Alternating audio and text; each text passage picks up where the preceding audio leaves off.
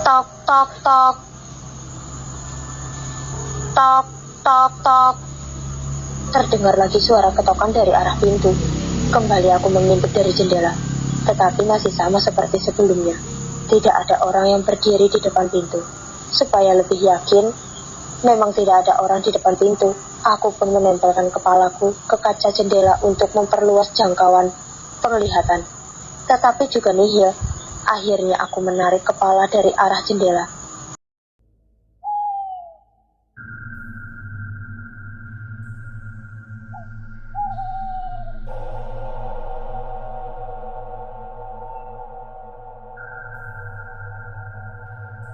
Keesokan harinya halaman rumah Mbak Arni ramai dibanjiri seluruh penduduk kampung Jatisari. Tidak mau ketinggalan, beberapa warga kampung sebelah juga banyak yang datang melihat. Mereka semua ingin melihat secara langsung lokasi di mana jenazah penari itu dikubur. Sayangnya, warga hanya diperbolehkan melihat dari sebelah luar police line, karena saat itu TKP masih dalam pemantauan polisi.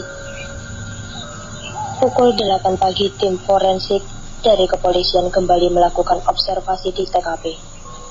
Masyarakat semakin berebut menonton tim forensik yang sedang berkonsentrasi menyisir lokasi tersebut. Setiap orang yang baru mengetahui kisah pembunuhan Cempaka merasa ngeri dan tak habis pikir dengan adanya kejadian tersebut. Tak ayal lagi, nama almarhum Lastri, Agus, dan Cak Rosid menjadi buah bibir warga. Pukul 11 siang, polisi menjemput aku dan Parto untuk dibawa ke polsek dengan didampingi oleh orang tua kami. Polisi menanyakan beberapa hal yang kami ketahui seputar kasus tersebut. Kami pun menjelaskan apa saja yang kami ketahui kepada polisi. Tentunya bagian mistisnya tidak kami ceritakan, karena percuma saja mereka tak akan mempercayai hal itu. Setelah mempertimbangkan sekumpulan barang bukti dan keterangan dari para saksi, akhirnya polisi menyimpulkan bahwa Cempaka memang telah dibunuh oleh almarhumah Lastri. Warga pun semakin heboh membicarakan kasus tersebut, sehingga di seluruh penjuru kampung setiap ada yang sedang mengobrol, tema pembicaraannya pasti sama, yaitu Lastri, ibunya Cak Rosid, telah membunuh Cempaka, selingkuhan suaminya. Kasihan Cak Rosid harus menanggung beban mental atas kekejian yang tidak ia lakukan. Dari luar, memang Cak Rosid terlihat woles saja menanggapi keluarganya yang dijadikan objek pembicaraan masyarakat. Ia masih berjualan bakso di depan rumahnya. Entahlah apa yang ada di hati dan pikirannya, tak ada yang tahu. Malam mulai menjelang. Sang rembulan mulai muncul menggantikan pesona sang surya yang sudah lelah menjalankan tugasnya seharian. Tidak seperti malam-malam sebelumnya yang sepi mencekam. Malam ini banyak warga yang masih berkumpul di luar rumah. Apalagi yang mereka lakukan kalau bukan membicarakan Lastri. Aku lihat sejak pagi tadi warung Cak Rosid masih sepi dari pembeli. Hanya anak-anak kecil saja yang masih membeli. Itu pun tidak dengan tarif yang sebenarnya. Aku sedang duduk-duduk di teras rumah saat terdengar teriakan perempuan dari selatan rumah. Penduduk berlari berhamburan menuju arah teriakan itu. Aku pun berlari menuju ke sana bersama penduduk yang lain. Ternyata yang berteriak adalah Bu Mila. Saat itu orangnya hanya berbalut handuk. Ketika kami mendatanginya, Bu Mila masih gemetar ketakutan sambil menuju ke arah kamar mandi umum yang biasa digunakan warga RT 4, tempat perempuan itu tinggal. Ada apa, Bu Mila? Tanya beberapa warga yang datang. Ada hantu di dalam sana, jawab Bu Mila gemetaran sambil menuju ke arah kamar mandi umum.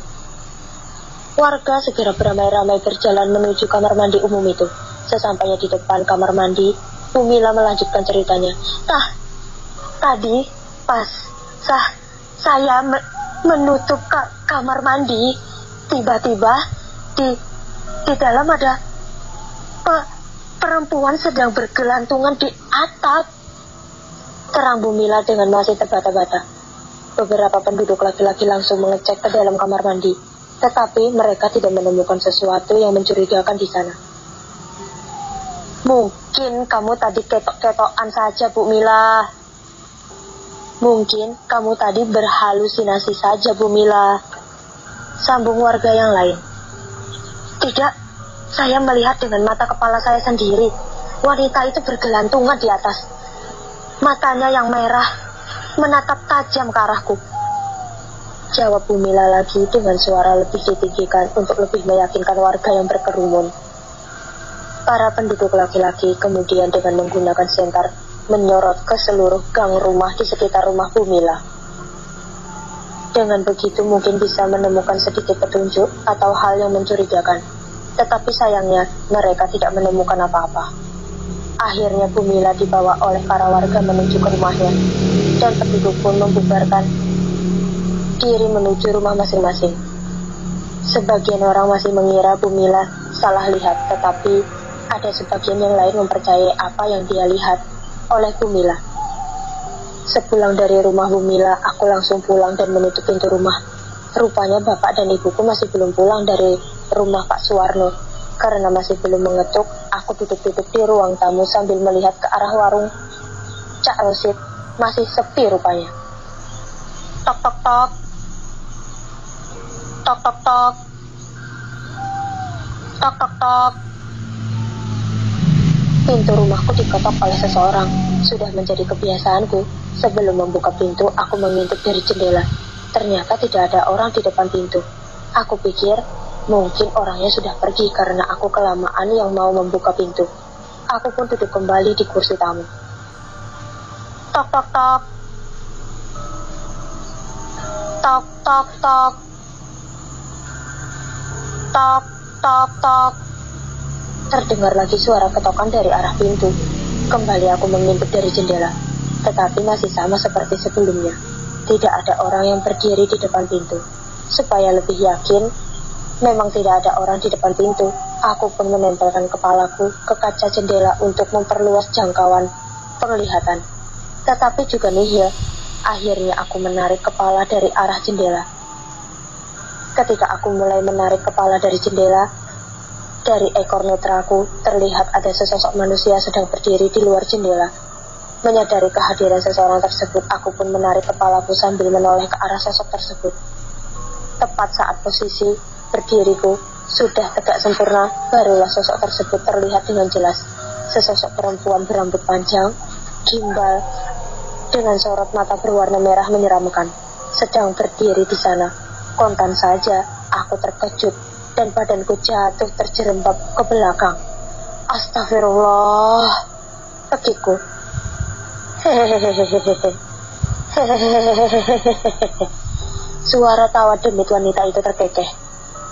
Beberapa saat mata kami saling menatap, sebelum akhirnya wanita tersebut menghilang begitu saja. Aku meringkuk ketakutan sambil bersandar di dinding rumah. Aku tak berani bergerak kemana-mana. Aku terus berdoa karena ketakutan. Takut perempuan itu masuk ke dalam rumah dan menghampiriku. Sementara di dalam rumah tidak ada siapa-siapa, hanya aku sendirian. Pak, Bu, cepat pulang, pekikku di dalam hati. Suasana sepi, tak ada suara sedikit pun. Aku hanya dapat mendengar tarikan nafasku sendiri. Tok tok tok. Tok tok tok. Tok tok tok. Kembali terdengar ketokan dari balik pintu. Aku semakin menggigil ketakutan. Aku memejamkan mata dengan kuat. Aku ingin pingsan saja waktu itu, tetapi nyatanya tidak bisa. Aku masih sadar, sesadar-sadarnya. Terdengar bunyi ceklekan dari arah pintu, diikuti bunyi dari pintu yang didorong ke dalam. Aku berusaha menahan putaran daun pintu, tapi jangkauan kakiku tak sampai.